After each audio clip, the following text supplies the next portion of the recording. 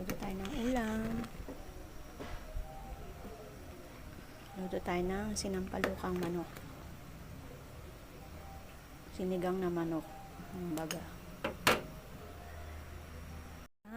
Luto na po ang ating sinampalukang manok. Ayan, diba? Sarap. Kain tayo. Kain na tayo. Medyo late na nga lang. Pero, kain tayo. Okay. Thank you. Ayan.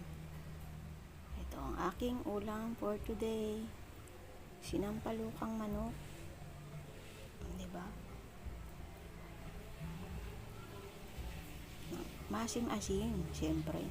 Sarap yan. Puro sabaw.